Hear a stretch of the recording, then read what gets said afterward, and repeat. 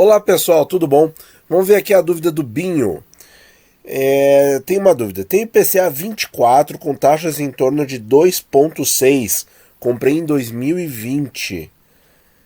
IPCA 24 você deve ter comprado ali em janeiro, né? Porque foi o ano que entrou o 26. Seria bom carregar até o vencimento ou vender e comprar IPCA 26 ou até o 35 com essas taxas melhores? Caso segurar até o vencimento seja melhor, devo aguardar até o último dia mesmo ou resgatar uns 2 meses antes? Porque lembro de um vídeo que você fez anterior explicando que quando chega próximo do final, o rendimento é pouco.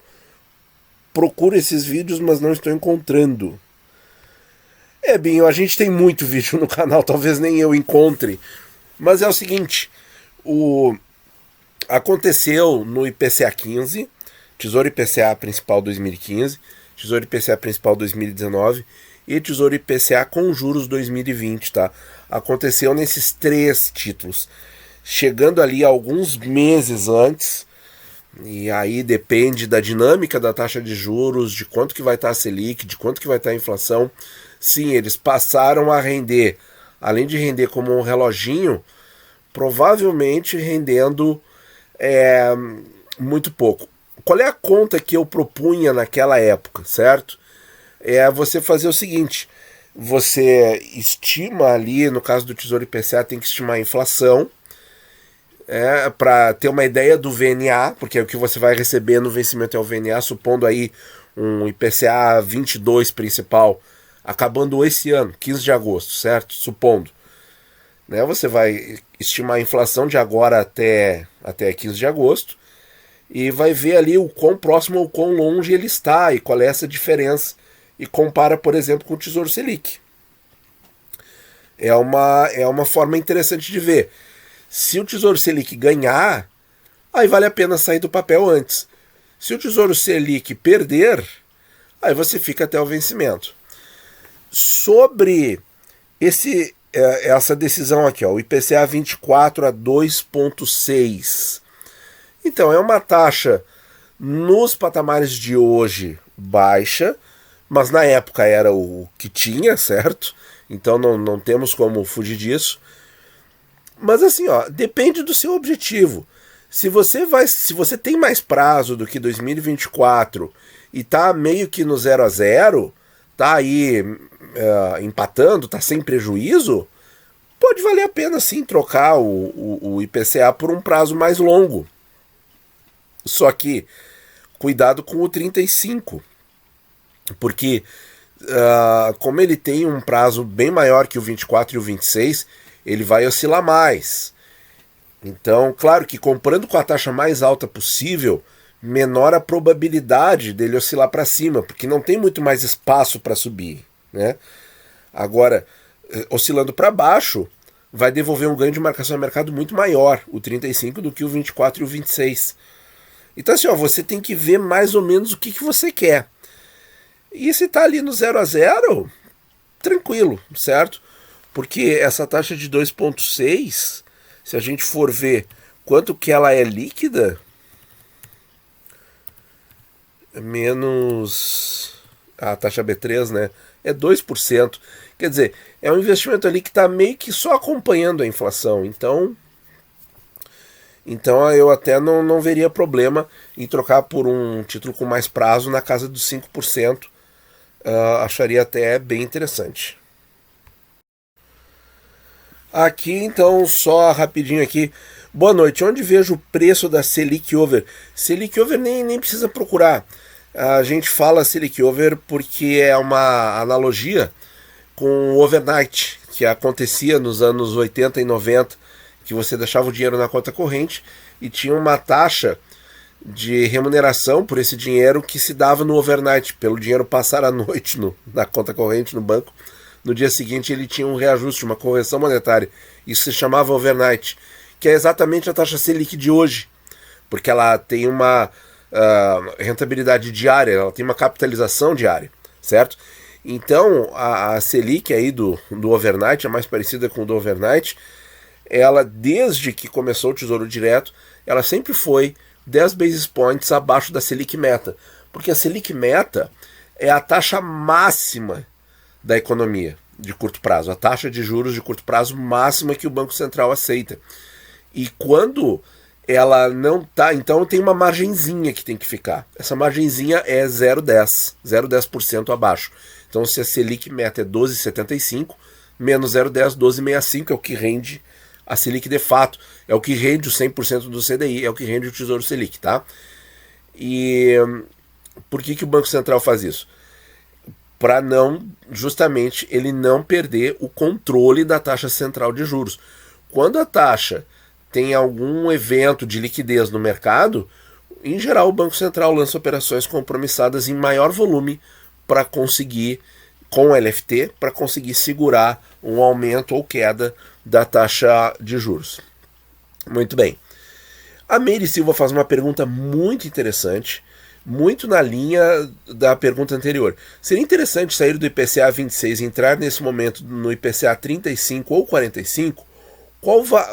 Qual valeria mais a pena, mais vantajoso? Olha, no Tesouro Direto, o que vale mais a pena é mais tempo, sempre. E essa pergunta aí, você sempre vai acertar assim, ó, qual o título que vai render mais? Aquele que vai ter mais tempo. Você pode até deixar a taxa num plano secundário, porque o tempo acumulando o juro composto vai te dar um retorno muito maior. Então, assim, qual que vale mais a pena? O 45. Por quê? Porque tem mais tempo. Simples assim. Mas é o mais difícil de carregar, porque ele vai trazer toda a oscilação de todo o período no preço diário, certo? Por quê? Porque o cálculo, o preço é trazido a valor presente lá do vencimento 15 de maio de 45 para hoje. Então ele carrega uma flutuação aí de muitos anos na continha. E isso aí dá muita dor de cabeça, principalmente para quem está começando, porque aí é o efeito nefasto da marcação a mercado, em que a pessoa vê o saldo diminuindo e dá um pânico, mas não é renda fixa, né? Então, seria interessante sair do IPCA 26, depende do seu objetivo, depende da maturidade do investidor. Você está pronto ou pronta para ter uma posição grande em IPCA 35 ou 45?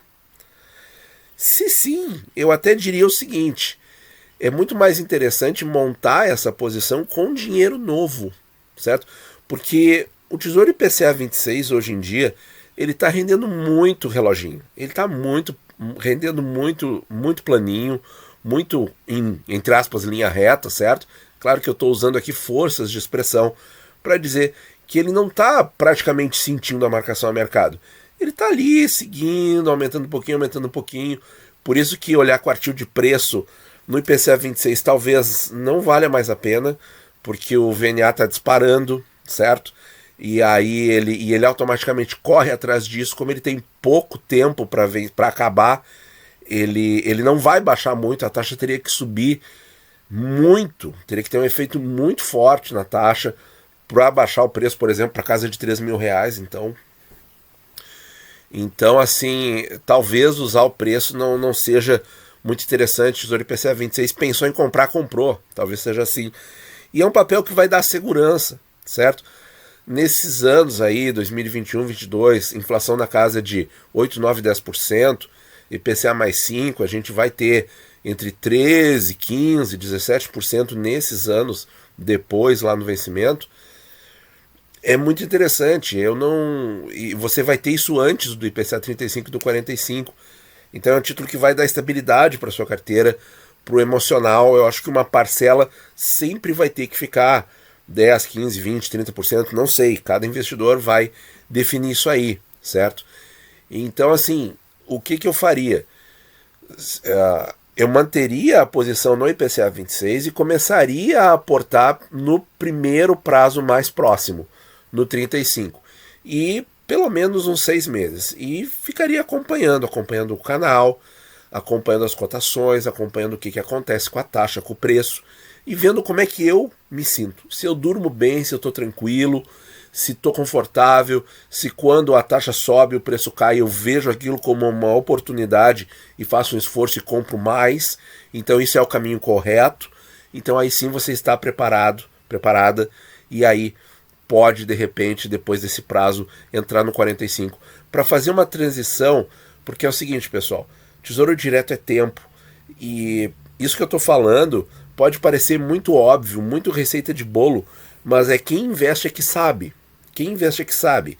Ou seja, se quem passa pela dor de ver uma marcação a mercado dilapidar 20% do que tu investiu, certo? Pode levar um trauma e nunca mais voltar para o Tesouro Direto. Por quê? Porque escolheu o título errado na hora errada, ou aportou demais, fez aporte único, aquela coisa que eu tanto não gosto e vivo falando, né? Aporte fracionado, aporte fracionado. Por quê? Porque a gente não vai adivinhar a taxa de amanhã, certo? Então é isso, vai aos poucos para as posições mais longas. Por quê? Porque quando elas oscilarem, elas podem machucar o teu emocional. E aí a pessoa cai, aí não se torna independente financeiramente e não aprende o principal conceito do investimento, que é tempo. É o principal conceito do Tesouro Direto, é tempo, pessoal. Tempo e aporte. Nos fundos imobiliários vai ser reinvestir e tempo também, certo? É isso aí, pessoal. Muito obrigado por ouvir e bons investimentos a todos.